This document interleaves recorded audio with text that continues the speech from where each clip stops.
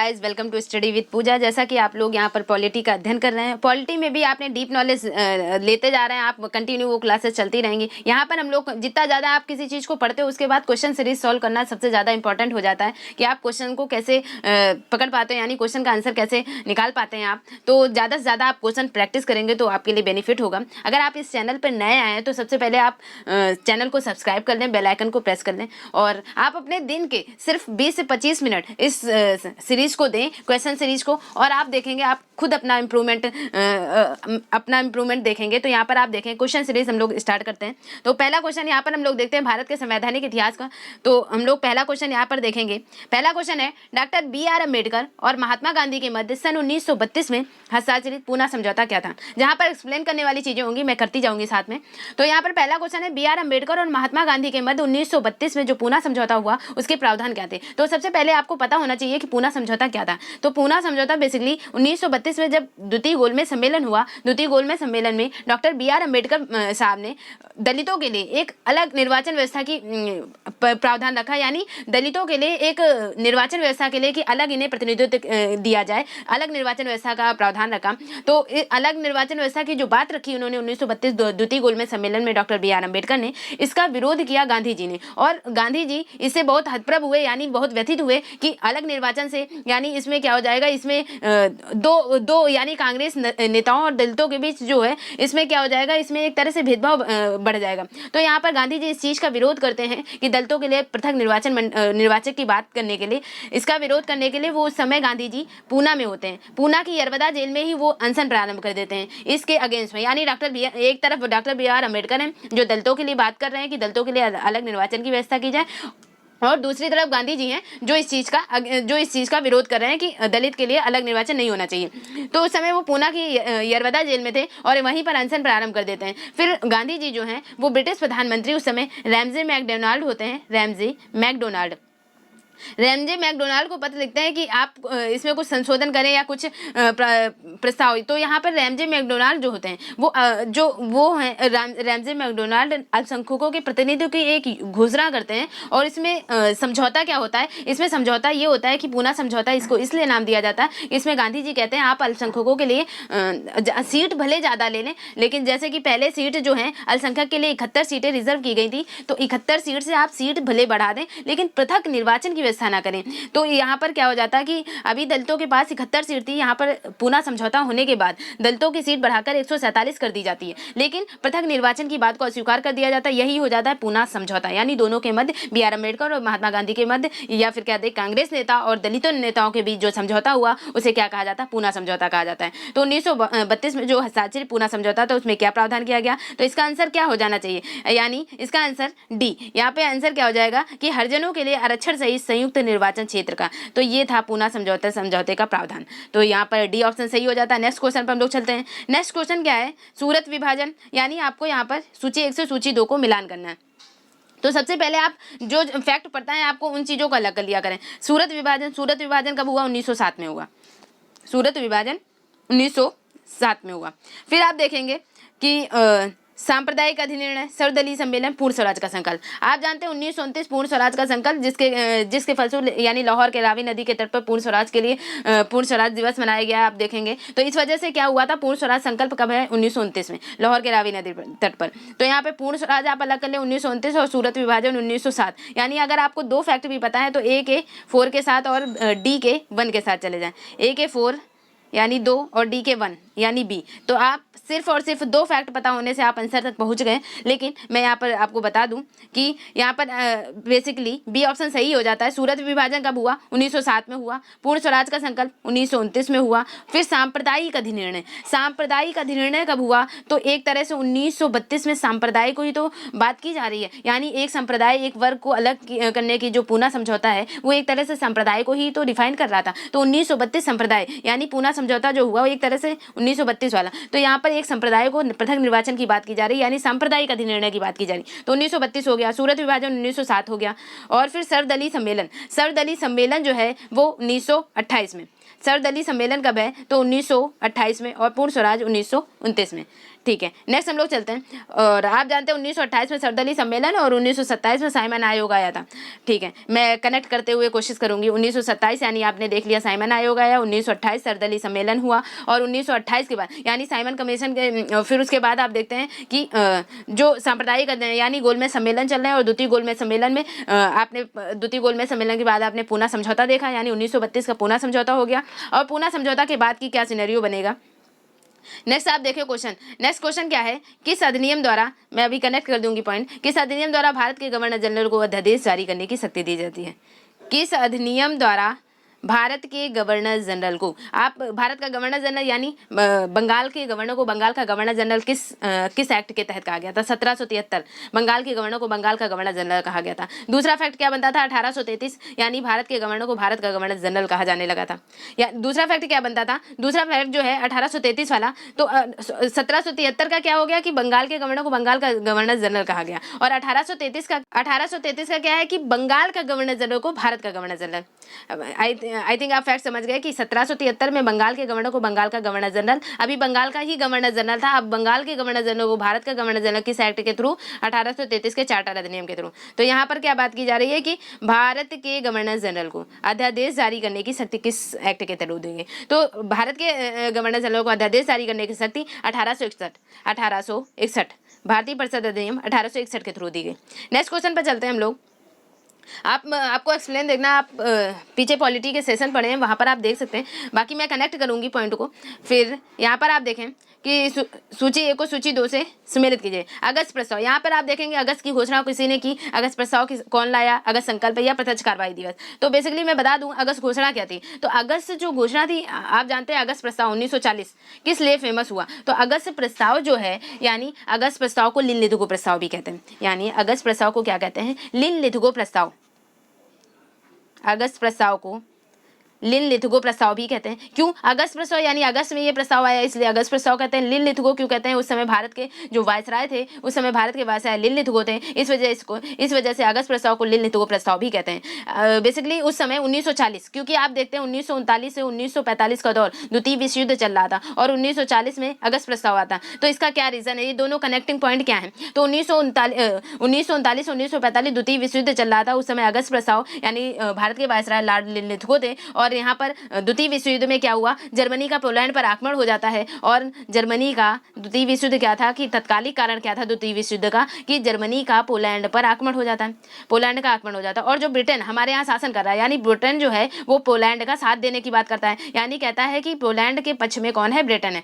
और ब्रिटेन ही घोषणा कर देता है कि ब्रिटेन 1939 में घोषणा कर देता है कि जो भारतीय उपनिवेश हैं, भारतीय उपनिवेश भी ब्रिटेन का साथ देंगे, यानी बिना किसी से पूछे, यहाँ पर बिना किसी से पूछे, यानी भारतीय राष्ट्रीय कांग्रेस उस समय प्रभुत्व में थी, तो यानी बिना किसी से परमिशन लिए ब्रिटेन क्या कहता था कि जो भारतीय उपनिवेश है वो भी यानी ब्रिटेन के साथ है, यानी पोलैंड के साथ है। तो पोलैंड का पक्ष कौन ले रहा है, ब्रिटेन। तो यहाँ पर क्या हो जाता है कि यहाँ पे भारत क्या कर देता है, भारत मना कर देता है, भारत नहीं कर देता, मना कर देता है, और वो जर्मनी और ब्रिटेन, यानी यहाँ पर क्या हो जाता है कि वो कहता है कि ना ही मैं जर्मनी के साथ हूँ और ना ही पोलैंड के साथ हूँ, तो यानी ना ही जर्मनी का साथ दे रहा है, ना ही ब्रिटेन का साथ दे रहा है। तो जब भारत मना कर देता है तो इस कारण क्या हो जाता है, ब्रिटेन की सत्ता, यानी ब्रिटेन कमजोर पड़ जाता है, और ब्रिटेन कमजोर पड़ने के कारण जो ब्रिटेन पर, यानी ब्रिटेन के साथ जो अमेरिका वगैरह होते हैं, ये ब्रिटेन पर दबाव डालते हैं कि आप कुछ ना कुछ करके जो भारतवासी हैं उनको अपने खेमे में मिलाने की कोशिश की जाए। तो यहाँ पर एक प्रस्ताव लाया जाता है, उस समय वायसराय थे लॉर्ड लिन-लिथगो, जो भारत के वायसराय थे, उनके द्वारा एक प्रस्ताव लाया जाता है जिसे अगस्त प्रस्ताव कहा जाता है। इसमें बात क्या की जाती है अगस्त प्रस्ताव में, बेसिकली तो अगस्त प्रस्ताव में औपनिवेशिक स्वराज बनाने की बात की जाती है,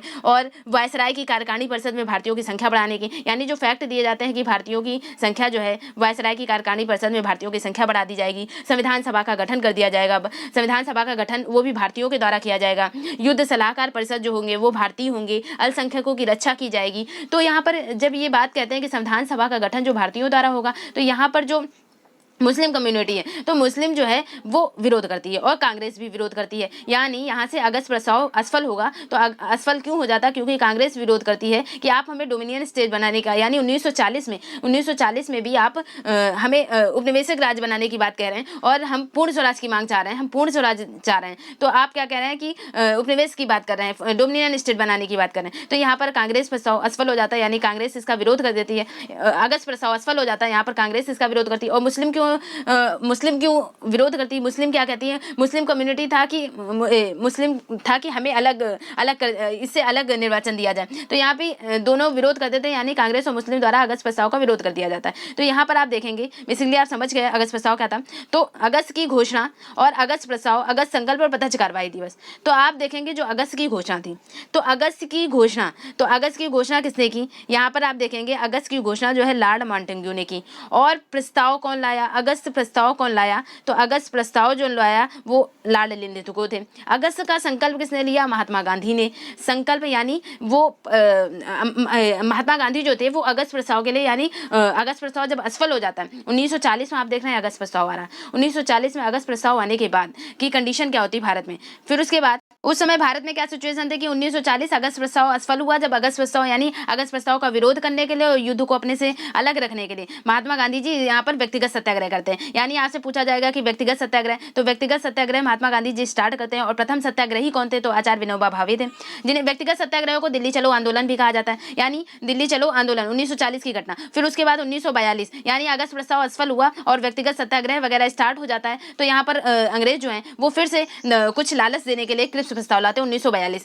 इसमें भी बस अगस्त प्रस्ताव का थोड़ा संशोधित रूप होता है। और इसमें क्या हो जाता है, क्रिप्स मिशन में भी यही बात कही जाती है कि इसमें क्या हो जाएगा कि युद्ध के बाद एक भारतीय संघ स्थापित कर दिया जाएगा, उसे पूर्ण उपनिवेश का दर्जा दे दिया जाएगा। तो यहाँ पर भी वही बातें, वही फैक्ट दिए जाते हैं। यहाँ पर एक बात ये भी कह दी जाती है कि जो मुस्लिम लीग होगी, यानी मुस्लिम लीग इस प्रस्ताव को भी, मुस्लिम लीग भी इस प्रस्ताव को अस्वीकार कर देती है। क्योंकि मुस्लिम लीग के लिए ये कहा जाता है कि मुस्लिम लीग इच्छा होगी यानी मर्जी होगी तो वो भारतीय संघ में शामिल हो सकती है, और अगर उसे स्वतंत्र होने की भी स्वतंत्रता होगी। यानी मुस्लिम लीग को भारतीय संघ में शामिल होने और मतलब शामिल करने और ना करने की स्वतंत्रता होगी। तो यहाँ पर ये भी बात आ जाती है 1942 क्रिप्स मिशन। फिर उसके बाद 1942 इसको क्या कहा जाता है? इसको उत्तर दिनांकित चेक कहा जाता है, यानी तिथि के बाद का चेक। तो उत्तर दिनांक, ये जो महात्मा गांधी ने इसको पोस्ट डेटेड चेक की संज्ञा दी है 1942 क्रिप्स मिशन। फिर आप देखते हैं जब 1942 क्रिप्स मिशन भी असफल हो जाता है तो फिर उसके बाद क्या होता है? भारत का सिनेरियो 1942 भारत छोड़ो आंदोलन, यानी भारत की जनता आक्रोशित और कह रही है कि यानी ये हमको लालच दे रहे हैं और किसी बात को, कुछ जो हम लोग कह रहे हैं कि स्वतंत्र राज्य की मांग कर रहे हैं वो उसको नहीं फुलफिल किया जा रहा, सिर्फ कुछ लालच दिए जा रहे हैं। तो 1942 भारत छोड़ो आंदोलन व्यापक पैमाने पर, तो यहाँ पर इसको क्या कहा जाता है? एक तरह से ये अगस्त प्रस्ताव का एक तरह से सुदृढ़ रूप, यहाँ पे एक तरह से क्रांति फैल गई। तो आप देख रहे हैं 1940 में अगस्त प्रस्ताव आया। अगर आपसे पूछा जाए अगस्त क्रांति कब है, तो 1942 जो भारत छोड़ो आंदोलन है इसको अगस्त क्रांति के नाम से भी जाना जाता है। 1942 का जो भारत छोड़ो आंदोलन है इसको अगस्त क्रांति भी कहा जाता है। फिर उसके बाद देखेंगे 1942 के बाद वेवल योजना आती है, शिमला सम्मेलन होता है। यानी वेवल योजना से सेंस है कि लॉर्ड लिंलिथगो के बाद लॉर्ड वेवल भारत के वायसराय बनते हैं और जो योजना प्रस्तुत करते हैं उसको वेवल योजना। फिर उसके बाद वेवल योजना आती है, शिमला सम्मेलन होता है, उसके बाद आता है कैबिनेट मिशन। अभी हम लोग इसके बाद कैबिनेट मिशन पर डिस्कस करेंगे, आप कनेक्ट करते जाए पॉइंट को। तो यानी अगस्त की घोषणा किसने की? तो अगस्त की घोषणा जो की है तो वो यहाँ पर आप देखेंगे अगस्त घोषणा लॉर्ड मांटेग्यू ने। अगस्त प्रस्ताव किसने पेश किया? तो लॉर्ड लिंलिथगो ने। अगस्त संकल्प किसने लिया? तो महात्मा गांधी ने। और इसी संकल्प के फलस्वरूप उन्होंने व्यक्तिगत सत्याग्रह आंदोलन आरंभ किया। और व्यक्तिगत सत्याग्रह प्रथम सत्याग्रही कौन है? व्यक्तिगत सत्याग्रह के प्रथम सत्याग्रही कौन है? आचार्य विनोबा भावे जी। और ये कहाँ आरंभ किया गया था व्यक्तिगत सत्याग्रह? तो पवनार आश्रम महाराष्ट्र में।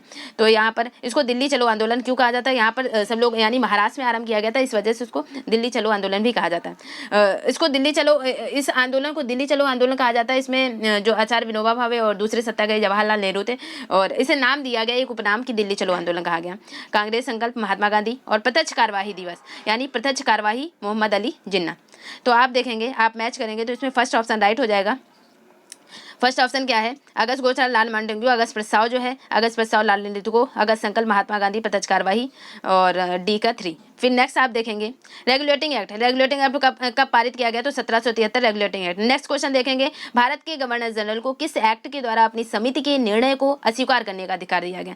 भारत के गवर्नर जनरल को किस एक्ट के द्वारा, बेसिकली यहाँ भारत का गवर्नर जनरल नहीं होना चाहिए, क्योंकि आप ऑप्शन देखना 1773, 1786, 1784 और 1813। यहाँ पर भारत का गवर्नर जनरल शब्द नाम ही नहीं था, क्योंकि आप देख रहे हैं 1773 में बंगाल के गवर्नर को बंगाल का गवर्नर जनरल कहा जाता है, और फिर आप देखते हैं 1833 में बंगाल के गवर्नर जनरल को भारत का गवर्नर जनरल कहा जाता है। तो यानी 1833 में भारत का गवर्नर जनरल शब्द नाम आया है। तो 1833 यहाँ 1833 का कोई नाम मेंशन नहीं है, इस वजह से इसको भारत का गवर्नर जनरल बेसिकली नहीं कहेंगे, सिर्फ गवर्नर जनरल। यहाँ भारत गलत है। तो यहाँ पर क्या कहा जाएगा कि गवर्नर जनरल को किस एक्ट के द्वारा अपनी समिति के निर्णय को अस्वीकार करने का अधिकार दिया गया। तो अपनी समिति के निर्णय को अस्वीकार करने का 1776 का अमेंडमेंट एक्ट, 1786 का अमेंडमेंट एक्ट। तो यहाँ पर 6 का सी सही हो जाता है, 1786 का अमेंडमेंट एक्ट।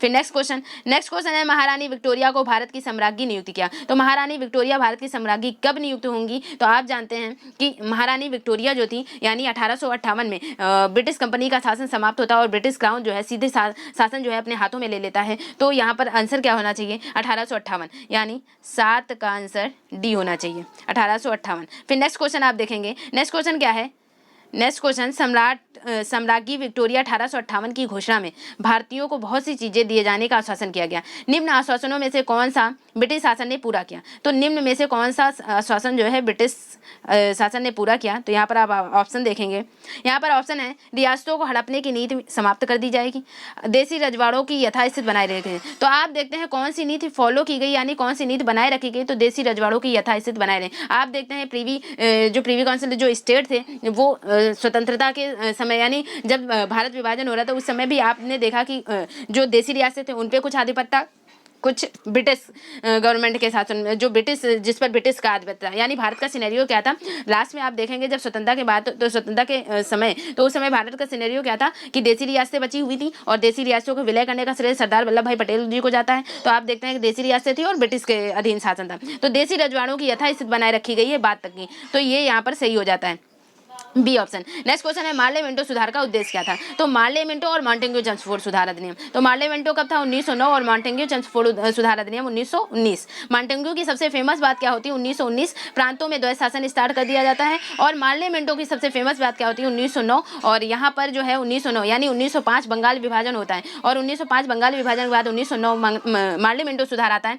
मार्ले मिंटो सुधार, तो मार्ले मिंटो सुधार यहाँ पर 1909 का जो है वो एक तरह से पृथक, यानी जो मुस्लिम वर्ग है, यहाँ फूट डालो राज करो की नीति चल रही है। और आप देखेंगे कि यहाँ पर जो मुस्लिम कम्युनिटी है और यानी बंगाल विभाजन 1905, तो यहाँ पर क्या होगा, मुस्लिम वर्ग और हिंदू वर्ग अलग होने की बात होगी। तो सांप्रदायिकता को एक तरह से पृथक निर्वाचन प्रणाली और एक तरह से पृथक निर्वाचन प्रणाली की बात की गई है मार्ले मिंटो सुधार अधिनियम में। तो आप देखेंगे 9 का क्या आंसर सही हो जाएगा, तो यहाँ पर पृथक निर्वाचन प्रणाली। तो यहाँ पर आप देखेंगे मार्ले मिंटो सुधार 1909 और पृथक निर्वाचन की बात की गई है मुस्लिम और हिंदू के मध्य। बंगाल विभाजन के बाद की घटना तो आप कनेक्ट कर सकते हैं। मार्ले मिंटो हुआ कब, तो 1909 में हुआ। फिर मार्ले मिंटो सुधार बिल किस वर्ष पारित किया गया, तो 1909, बी ऑप्शन राइट हो जाता है। नेक्स्ट क्वेश्चन आप देखेंगे, नेक्स्ट क्वेश्चन है मुसलमानों के लिए अतिरिक्त निर्वाचक मंडल प्रारंभ में किसके द्वारा लाया गया। तो मुसलमानों के लिए अतिरिक्त निर्वाचक मंडल किसके माध्यम से लाया गया, तो किसके माध्यम से लाया गया, 1909 मार्ले मिंटो सुधार अधिनियम 11 का बी हो जाएगा। नेक्स्ट आप देखेंगे 1909 के इंडियन काउंसिल एक्ट में किस बात की व्यवस्था की गई है। 1909 के इंडियन काउंसिल एक्ट में किस बात की व्यवस्था की गई है, तो 1909 यानी सांप्रदायिकता को बढ़ावा, यानी सांप्रदायिक प्रतिनिधित्व की बात की गई, क्योंकि मुस्लिम वर्ग यहाँ पर फूट डालो राज करो की नीति और मुस्लिम वर्ग के लिए अलग निर्वाचन की बात, पृथक निर्वाचन की बात की जा रही है। तो 1909 क्या है, इंडियन काउंसिल एक्ट में किस बात की, सांप्रदायिक प्रतिनिधित्व की बात की गई है, यानी बी ऑप्शन सही हो जाता है, यानी 12 का बी आप लिख सकते हैं। फिर नेक्स्ट क्वेश्चन क्या है, नेक्स्ट क्वेश्चन है मॉन्टेग्यू। नेक्स्ट क्वेश्चन है मॉन्टेग्यू चेम्सफोर्ड सुधारों में प्रावधानों का सार था। मॉन्टेग्यू चेम्सफोर्ड सुधार, मार्ले मिंटो 1909 और मॉन्टेग्यू 1919 की बात की जा रही है। तो 1919 में सबसे प्रमुख बात क्या है, प्रांतों में द्वैध शासन लाया जाएगा। और यही जब प्रांतों में द्वैध शासन लाया जाएगा तो 1935 का क्या कहा जाएगा, 1935 में कहा जाएगा कि प्रांतों में द्वैध शासन समाप्त किया गया और केंद्र में द्वैध शासन लाया गया। तो यहाँ पर आप देखेंगे मॉन्टेग्यू चेम्सफोर्ड प्रावधान जो है, मॉन्टेग्यू चेम्सफोर्ड सुधार, तो यहाँ पर इसका आंसर क्या हो जाएगा, तो मॉन्टेग्यू चेम्सफोर्ड सुधार जो है वो प्रांतों में दोहरा शासन लाया जाएगा, यानी बी ऑप्शन 13 का बी ऑप्शन सही हो जाता है। फिर उसके बाद अगर नेक्स्ट क्वेश्चन देखते हैं, नेक्स्ट क्वेश्चन क्या है, 1946 का कैबिनेट मिशन 3 मंत्रियों से गठित था। निम्नलिखित में से कौन सा सदस्य था? तो कैबिनेट मिशन क्या था? 1946, यानी आपने देखा पहले अगस्त प्रस्ताव आ रहा है, अगस्त प्रस्ताव के बाद व्यक्तिगत सत्याग्रह आंदोलन हुआ और पवनार आश्रम 1940 में ही, फिर कृष्ण मिशन आया 1942, फिर उनकी कृष्ण मिशन भी जब असफल हो जाता तो भारत छोड़ो आंदोलन 1942 आया। 1942 के बाद वेवल योजना आ रही है, 1943 में वेवल योजना आई है, 1943 वेवल योजना, फिर 1945 में 1943 वेवल योजना, 1945 जो है वो शिमला सम्मेलन, 1945 शिमला सम्मेलन और 1946 जो है वो कैबिनेट मिशन। तो 1946 कैबिनेट मिशन, जिसके फलस्वरूप क्या हुआ? संविधान सभा का गठन हुआ, अंतरिम सरकार भी यहीं से बनेगी, अंतरिम सरकार का गठन, तो कैबिनेट मिशन योजना के तहत ही अंतरिम सरकार का गठन होता है तो 1946 में ही, और संविधान सभा का गठन होगा। जो वर्तमान सिनेरियो आप देख रहे हैं, यानी संविधान सभा कैसे बनी, किसके फलस्वरूप, किस योजना के फलस्वरूप, तो वो कैबिनेट मिशन योजना का परिणाम थी। तो कैबिनेट मिशन योजना जो है वो 1946 में आई। इस मिशन के जो अध्यक्ष थे, कैबिनेट मिशन योजना के जो अध्यक्ष थे सर पैंथिक लॉरेंस, यानी लॉर्ड पैंथिक लॉरेंस थे, लॉर्ड पैंथिक लॉरेंस अध्यक्ष थे। और इसमें जो इसके सदस्य थे, इसमें 3 सदस्य यानी कैबिनेट मंत्री जो थे, इसमें जो कैबिनेट मंत्री थे उसमें 3 सदस्यीय मिशन था। इसमें स्टेफोर्ड क्रिप्स, अलेक्जेंडर और sir Pethick Lawrence, lord Pethick Lawrence थे और स्टेफोर्ड क्रिप्स थे, ए.बी. अलेक्जेंडर थे। तो Stafford Cripps, lord Pethick Lawrence, A B. Alexander, 3 option आपके सही हो जाते हैं। फिर इसमें कौन नहीं थे 3 मंत्रियों से गठित समिति में? तो लॉर्ड एडमरी नहीं थे, डी ऑप्शन राइट हो जाता है। नेक्स्ट क्वेश्चन क्या है? नेक्स्ट क्वेश्चन है कैबिनेट मिशन योजना के विषय में कौन सही नहीं है? तो कौन सा सही नहीं है कैबिनेट मिशन योजना 1946? तो यहाँ पर आप देखेंगे, पहला प्रांतीय समूहीकरण, प्रोविंशियल ग्रुपिंग और भारतीय सदस्यों वाला अंतरिम मंत्रिमंडल, पाकिस्तान की स्वीकृत संविधान निर्माण का अधिकार। तो यहाँ पर आंसर क्या हो जाता है? यहाँ पर आंसर हो जाता है कि कौन सा सही नहीं है। तो कौन सा सही नहीं है कि पाकिस्तान की स्वीकृत, यहाँ पर इस चीज़ को नहीं मान्यता दी गई। तो कैबिनेट मिशन योजना के विषय में कौन सा सही नहीं है कि पाकिस्तान की स्वीकृति दी जाती, पाकिस्तान अलग बनाने की बात स्वीकार कर ली जाती, ये बात गलत हो जाती है यहाँ पे कैबिनेट मिशन में। फिर नेक्स्ट आप देखेंगे, नेक्स्ट है नेक्स्ट क्या है? भारत का संविधान लागू होने तक स्वतंत्रता के पश्चात इसका शासन किसके अंतर्गत चलाया गया? तो भारत का संविधान लागू होने तक, स्वतंत्रता के पश्चात तक शासन किसके माध्यम से चलाया गया? तो यहाँ पर आप देखेंगे कि जब भारत का शासन यानी भारत का संविधान लागू होने तक ही, तो यहाँ पर शासन किसके माध्यम से चला रहा है? 1935 भारत सरकार अधिनियम। यहीं पर आप देखते हैं 1937 फेडरल कोड की स्थापना हो जाती है। 1935 भारत सरकार अधिनियम, जहाँ से आप देखते हैं वर्तमान सिनेरियो के, यानी कहा जाता है जो 40 से 60% जो भाग है भारत के संविधान का जो बना है वो 1935 के भारत शासन अधिनियम से लिया गया। तो 1935 भारत शासन अधिनियम, यहीं पर देखते हैं आप केंद्रों में द्वैध शासन लग जाता है, प्रांतों से द्वैध शासन समाप्त कर दिया जाता है। तो ये 1935 का भारत शासन अधिनियम, फेडरल कोड की स्थापना कर दी जाती है। पहली बार चुनाव होने स्टार्ट हो जाते हैं, चुनाव प्रक्रिया। तो यहाँ पर आप देखेंगे ये बड़े मेजर चेंजमेंट किए जाते हैं 1935 के भारत शासन अधिनियम में। तो यहाँ पर आंसर क्या हो जाता है? C option. नेक्स्ट क्वेश्चन क्या है?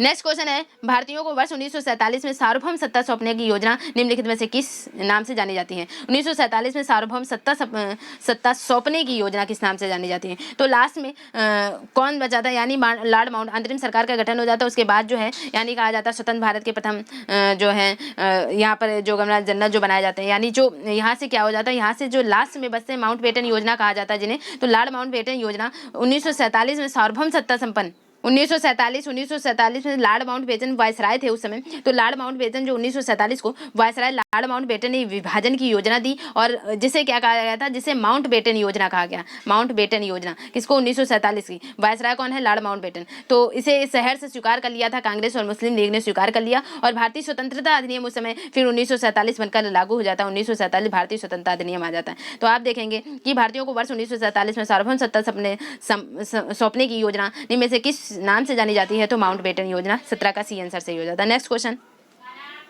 कौन सुमेलित नहीं है? तो कौन सुमेलित नहीं है? मार्ले मिंटो सुधार अधिनियम 1909। अच्छा, यहाँ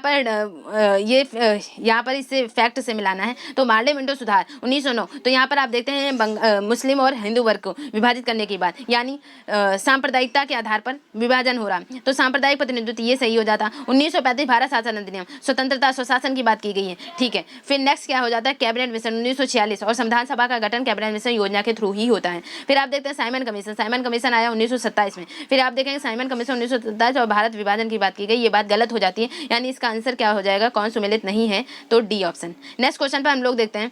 नेक्स्ट क्वेश्चन आप देखेंगे, नेक्स्ट क्वेश्चन क्या है? मिलान करना है यहाँ पर। भारत सरकार अधिनियम 1919। तो भारत सरकार अधिनियम 1919 की फेमस बात क्या है? प्रांतों में द्वैध शासन लागू किया गया। तो प्रांतों में द्वैध शासन यानी सी। फिर उसके बाद भारत सरकार अधिनियम 1935 में क्या हुआ, प्रांतीय स्वायत्ता, प्रांतों में द्वैध शासन समाप्त। यानी ये कहते हैं या तो केंद्र में द्वैध शासन या फिर कहते हैं प्रांतीय स्वायत्ता, दोनों ऑप्शन सही हो जाते हैं। 1935 का 1 हो जाएगा। फिर मार्ले मिंटो सुधार 1909, तो मार्ले मिंटो सुधार 1909 क्या होगा, वो सांप्रदायिक निर्वाचन की बात करता है। तो सांप्रदायिक निर्वाचन की बात 1909, मुस्लिम विभाजन की बात की गई है, तो 1909 सांप्रदायिक निर्वाचन यानी सी का 4। फिर भारत परिषद अधिनियम 1861, भारत परिषद अधिनियम 1861 और अधिनियम 1858। तो 1858 जो है, 1858 किसके लिए, ब्रिटिश शासन शक्ति में आ जाता है। आप देखते हैं कि 1858 में क्या हो जाता है, क्राउन कंपनी का शासन जो है, कंपनी का शासन आधिपत्य समाप्त हो जाता है और ब्रिटिश क्राउन जो है सीधा शासन जो है अपने हाथों में ले लेता है। तो यहाँ से क्या हो जाता है, ब्रिटिश शासन शक्ति में आ जाता है। तो 1858 ब्रिटिश शासन शक्ति में है। एक बचा कि भारतीय परिषद अधिनियम 1861, तो भारतीय परिषद अधिनियम 1861 के द्वारा क्या हो जाता है, सती प्रथा का अंत किया जाता है। तो 1861 भारतीय, तो यहाँ पर आपने मिलान कर लिया। अब आप इसमें फैक्ट मिला लें कि किसका कौन सा सही है बेसिकली। तो यहाँ पर बी ऑप्शन राइट हो जाएगा कि भारत सरकार अधिनियम 1919, तो प्रांतों में द्वैध शासन आ गया। फिर उसके बाद भारत सरकार अधिनियम 1935, प्रांतीय स्वायत्ता आ गई। फिर उसके बाद आप देखेंगे मार्ले मिंटो सुधार अधिनियम सांप्रदायिक निर्वाचन की बात की गई है। फिर उसके बाद आप देखेंगे भारत परिषद अधिनियम 1861, तो 1861 में सती प्रथा का अंत किया गया है। फिर उसके बाद आप देखेंगे भारत अधिनियम 1858, तो ब्रिटिश शासन शक्ति में आ जाता है। नेक्स्ट आप क्वेश्चन देखेंगे, अखिल भारतीय महासंघ स्थापित करने का प्रावधान। तो अखिल भारतीय कब आया, 1935 भारत शासन अधिनियम, यहीं से अखिल भारतीय महासंघ हो गया। या जो कोर्ट की यानी जो 1937 में सुप्रीम कोर्ट एक तरह से कहते हैं कि अखिल भारतीय संघ की स्थापना हो जाती है यहाँ पे। तो अखिल भारतीय संघ जो है वो कब आया, भारत सरकार अधिनियम 1935 में आया। फिर उसके बाद आप देखें, आप उसके बाद नेक्स्ट क्या है, नेक्स्ट है कि भारत में किस अधिनियम के द्वारा केंद्रों में द्वैध शासन किस प्रणाली के द्वारा लाया गया, भारत शासन अधिनियम 1935। नेक्स्ट क्वेश्चन है, संघीय प्रणाली का पहला प्रयास भारत सरकार अधिनियम द्वारा दिया गया। यानी संघीय प्रणाली किस भारत सरकार अधिनियम द्वारा बनाई गई, तो संघीय प्रणाली किस अधिनियम द्वारा बनाई गई, 1935 भारत सरकार अधिनियम। फिर उसके बाद नेक्स्ट क्या है, किस अधिनियम की प्रमुख विशेषताएं, प्रांतीय स्वायत्ता थी, तो प्रांतीय स्वायत्ता, प्रांतों में स्वायत्ता 1935, या फिर प्रांतों में द्वैध शासन यानी समाप्त किया जाता है, या प्रांतीय स्वायत्ता लाई जाती है 1935, केंद्र में द्वैध शासन 1935 के थ्रू ही लगाया गया। भारत में सचिव का पद किसके द्वारा आया, तो भारत में सचिव का पद जो है वो भारत सरकार अधिनियम 1858, यानी भारत सरकार अधिनियम 1858। तो यहाँ पर आपने बेस्ट यहाँ पे 24 क्वेश्चन का अध्ययन किया और उससे जुड़े फैक्ट भी जाने। यानी आप कंटिन्यू डेली देखें इस सेशन को, यानी क्वेश्चन सीरीज को डेली देखते जाएं, तो आप चीज़ों को कनेक्ट करते चले जाएंगे। अगर आप पहली बार भी चैनल पर आएँ तो भी आपको बेनिफिट होगा ही होगा। तो अगर आपने अभी तक चैनल को सब्सक्राइब नहीं किया है तो सब्सक्राइब कर दें, ज़्यादा से ज़्यादा शेयर करें ताकि लोगों तक की चीज़ें पहुँचें, और बेल आइकन को प्रेस कर दें जिससे आने वाली वीडियो की नोटिफिकेशन मिल जाए। ओके दोस्तों, थैंक यू।